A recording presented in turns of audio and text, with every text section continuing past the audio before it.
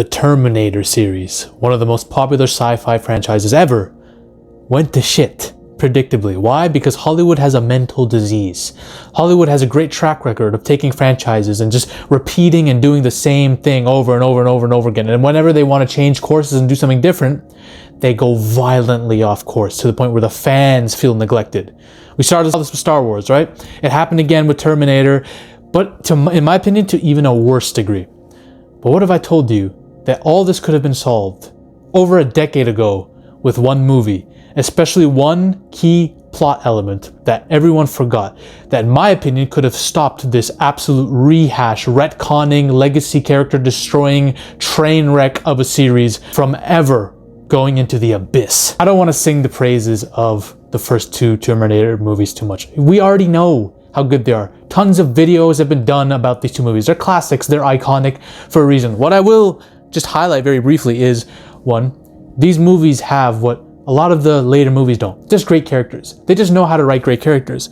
Also, the use of a stop motion dummy in the form of the first Terminator from the first movie is somehow more intimidating than most of the villains that are used with frenetic CGI nowadays.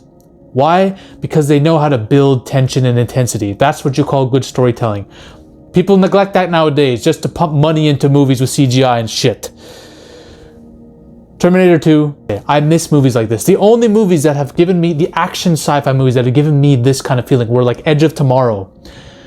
I feel like Tom Cruise is kind of carrying action for the large majority of movies out today. Like Top Gun 2 and the Mission Impossible movies have been pretty good. Like, I don't feel the same way I felt about this movie nowadays anymore. People just, it's like Hollywood stopped trying. Speaking of Terminator 2, the villain, they were never able to really outdo the T-1000 in this. They tried to rip him off several times in the newest movies, but they just can't do it. They can't replicate the magic behind Judgment Day. Terminator 3, listen, it's a dumb version of Terminator 2. I still enjoy it. It still got heart, you know? I'm gonna be honest, I love seeing these two stoic morons throw each other through kitchen sinks and washrooms with the worst CGI you've ever seen. And you know what? That fight scene's still funner for me to watch than half the slop that Hollywood gives us nowadays. I'm just gonna be completely honest. Terminator Genesis. That's how I'm gonna say it. Genesis. You don't deserve for me to call it by the real word, Genesis, okay? That's not how you pronounce it. Now, what's the point in even watching this movie for someone like me? Well, it's simple. Need I say anything else?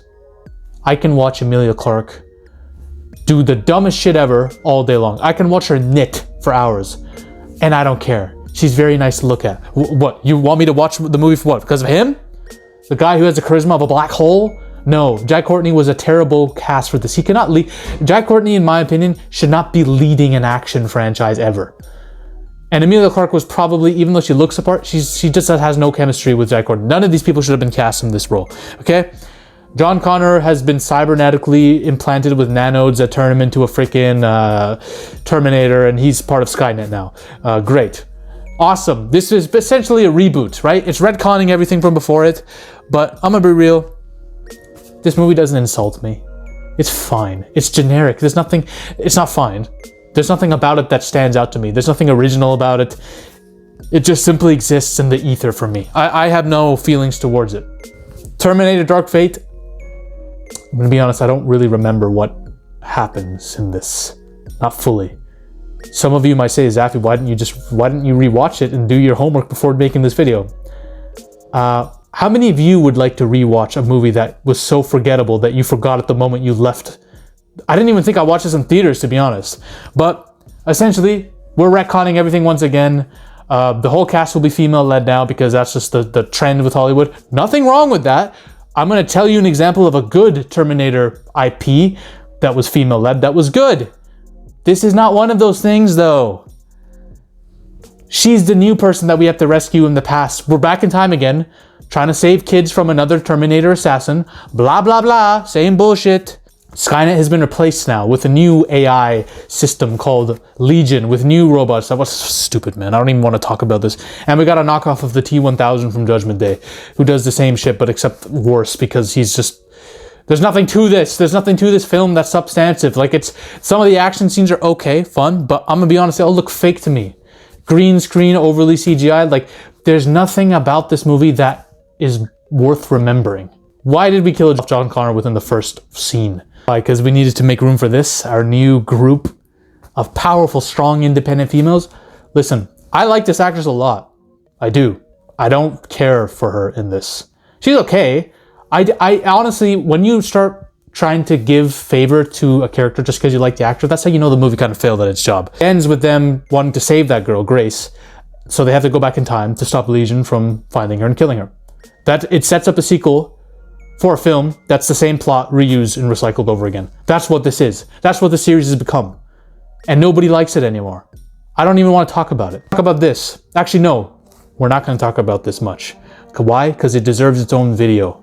This video is about a specific plot point from a specific movie. This ain't one of them. I will say, watch this. I'm almost done. I haven't finished yet. This is the one thing I will do my homework on before making a video on. But I can confidently say this is the best thing the Terminator franchise has given us in terms of IP since Judgment Day. Easily. God damn, she's fine. Oh, if you're asking who I'm talking about, both of them. Okay, not everyone, but this is a very good show, and it has eye candy for people who don't actually care about lore. Now, Zaffy, you missed one when you were going through all the movies and the shows. Like, you missed something. Yeah, did I? Oh, I missed one? I missed one? Oh, do we remember this? Of course we do. Terminator Salvation, the botched attempt at reviving the Terminator franchise, with Batman himself leading the fold. Now, this movie did give us a gift. If you can say whatever you want about this movie. You can say this movie's shit, it's not underrated, it's crap. One thing you can't say is it gave us Christian Bale ranting behind the scenes at a bunch of studio lighting people, going crazy, and telling everyone to go fuck themselves. It's hilarious, it's awesome. It's a Mel Gibson level rant. So we have to give this movie credit. It stressed our boy Christian Bale out so much that he went full Tom Cruise 2020 when he was telling everyone to stop taking off their masks on set. Now, we have to address something. The writer's strike was happening when this movie was being made. It fucked over many pieces of IP that were being produced that were heavily, heavily hyped up. We were all disappointed at most of them. Okay? But here's the thing. Terminator Salvation might have the best marketing I've ever seen. The first teaser trailer and the official trailer with 9 Inch Nails playing, booming in the background, when you have all these... That's how you make a trailer. That was so... I remember as a kid, I would replay that trailer all the time. I didn't even care about the Terminator franchise when I was a kid. I didn't watch any of them. It was this. All I needed was, okay, Christian Bale, my boy Batman's there, and 9 Inch Nails is playing, and this is an epic trailer. So, this movie is trying to be different. In some ways. It's trying to progress the story to the post-apocalyptic events after the nuclear launch, after Skynet has won, kind of, and has taken over humanity. This is the war! This is what I want to see. I don't want to see any more back in time, stopping a kid from getting assassinated bullshit. Can we just progress the plot instead of redoing it all the time? Like, what is this? I loved that we got to see a glimpse of John Connor and his wife doing tactical operations, trying to figure out what's going on, trying to fuck Skynet over, trying to beat them, essentially. I like seeing the military operation of it all. I like seeing the behind the scenes before the war on the battlefield. I like seeing John Connor listen to voiceovers and tapes from his mom. I like him making speeches to other pockets of resistance groups around the world. Him becoming the leader that we know he's supposed to be to stop Skynet and save humanity. I like all that. Unfortunately, we don't get very much of it. Why? Well, 2 things. He doesn't have enough to do, and you can see it in his performance.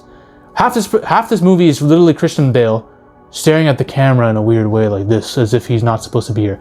And you know what? It's very obvious Christian Bale didn't want to be here. He's said it. He took this role out of spite. He doesn't want to be in this. And I think that kind of helps his performance. Because John Connor is a stressed out man in this movie. He doesn't want to be in this war either. He's trying to do what he's trying to get through this shit. And that's Christian Bale in this entire thing. I love Christian Bale as John Connor. I think it's brilliant casting. Yes, he sounds like Batman half the time when he's speaking. Yes, a lot of people might think he's miscasted. I love him. Unfortunately, he doesn't get enough to do. Why?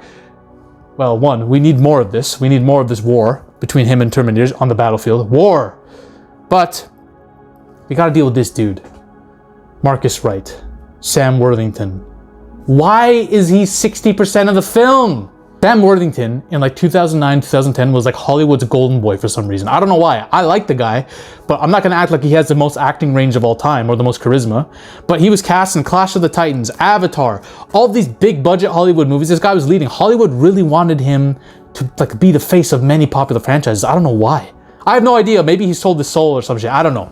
But he was that guy in 2009, 2010. Since then, he's become kind of irrelevant. But I like the actor. I don't mind the character of Marcus Wright at all, but the fact that this is the movie, we have awesome scenes with Christian Bale as John Connor trying to fight Skynet, and then we have this shit where him and Kyle Reese, who is forced in this movie in my opinion. I like the actor of Kyle Reese, rest in peace my guy, but you should not have been in this film, because I feel like they put Marcus Wright's character having side quests in the desert in this post-apocalyptic wasteland just so they can have Kyle Reese in there for something for them to do. And then he has a love story with Muna Lovegood as well that we don't really care about. Like, it's just, we have two different movies happening at the same time. We have the John Connor versus Skynet movie that we've wanted to see, the war, and then we have Marcus Wright having side quests. Like, here's what should have happened.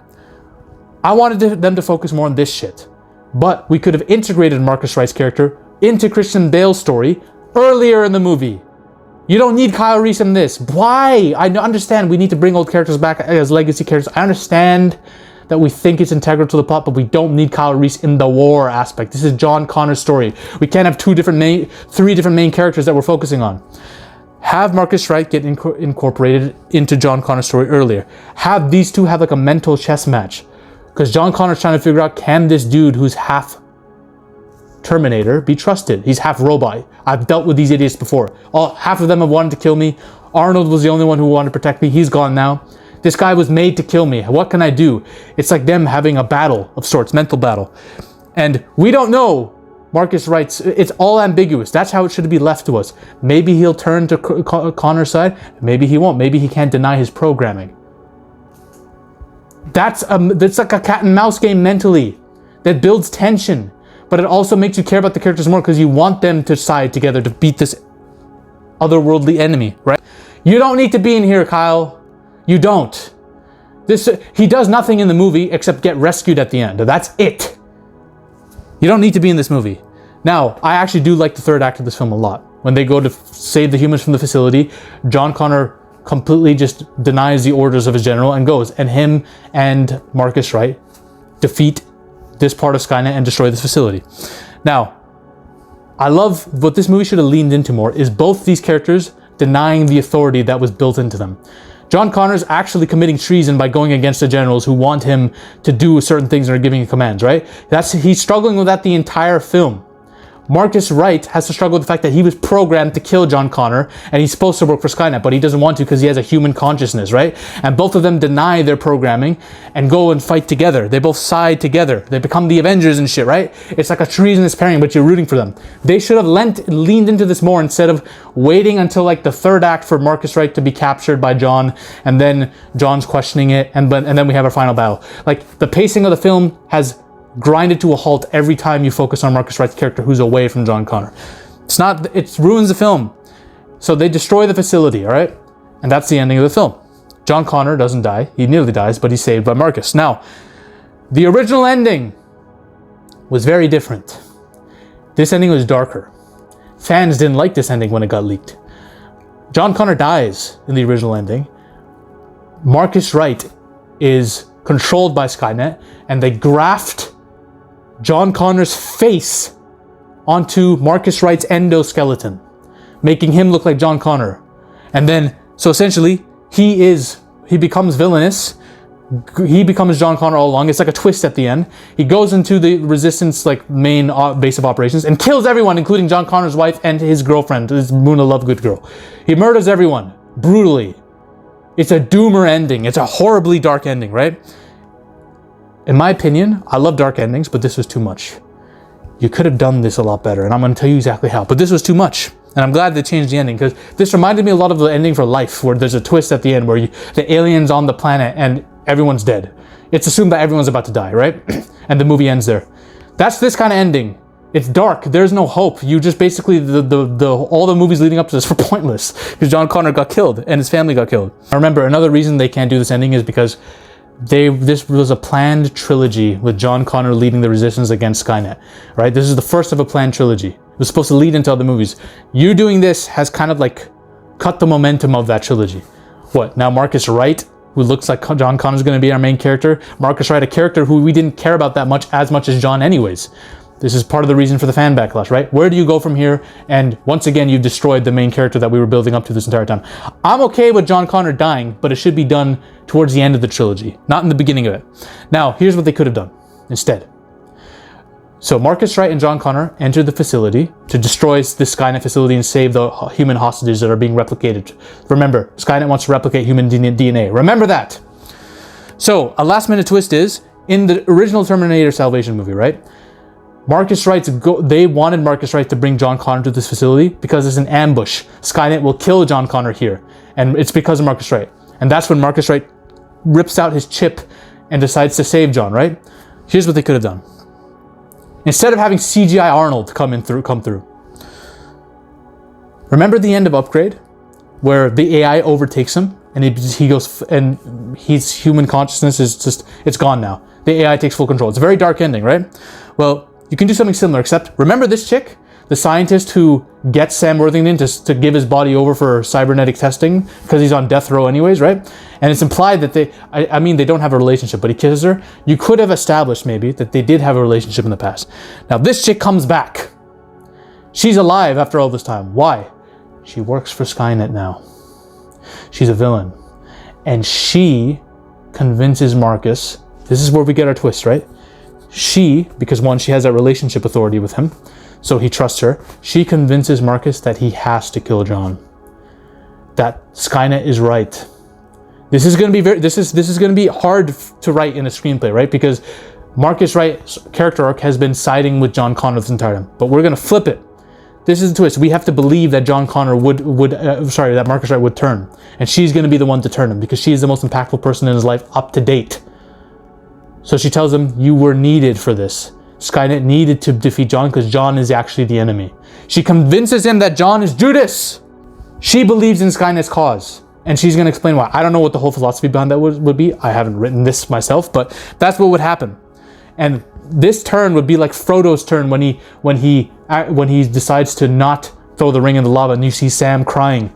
That's the same emotions we would get. Why? Because we spent most of the movie in the idealized plot.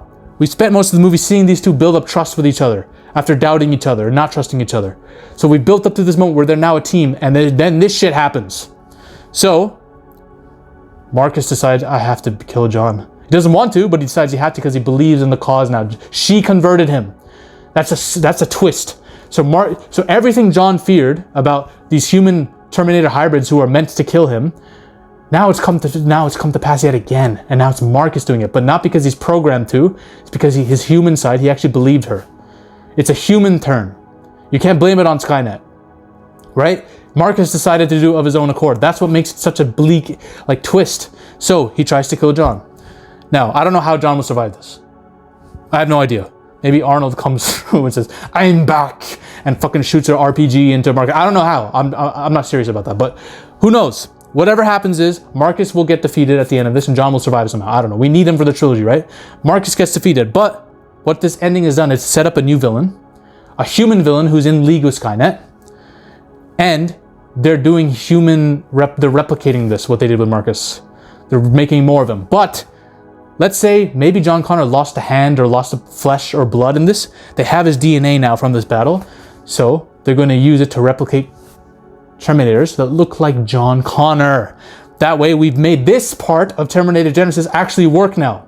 So instead of making John himself a villain, we're making clones of him that we can use as a Trojan horse to thwart the human resistance. That's how this movie ends, that final reveal. And it could also be revealed that General, who's been fucking over John this entire time, who doesn't want him to rescue the human hostages, because that's a plot point in the movie, maybe he's in league with Skynet because of her. Maybe he works for her. That's how I would have done it. Instead of having John Connor's face grafted on Marcus, crazy shit, and having him kill everyone, you do that instead. That's how I would have done it, guys. Maybe you guys think that's stupid. I don't know. I'm just schizo cokehead at the end of the day. But I believe this could have saved the franchise and made way for a new villain, Helena, Helena Bonham, whatever her actress name, Helena, the Doctor, helping Skynet, and the generals also in league. That way, even though John Connor survived and the humans won this battle, all the odds are against him now because we have this general dude who's now working with the Doctor, who's working with Skynet. So we have human factions that are working with Skynet. So this is like, John Connor at first was like, okay, it's us versus them, but now it's like us versus some of us and them as well. Like, it's insane now. We don't know who can be trusted. So the trilogy set up that way so that now it's even scarier for John Connor's people, because now anything goes. Anyone can be a villain. I think that would have been better than whatever we got with Dark Fate and Genesis personally, but that's just my thoughts, guys. If you liked anything that I said here, great, like and subscribe. Bye.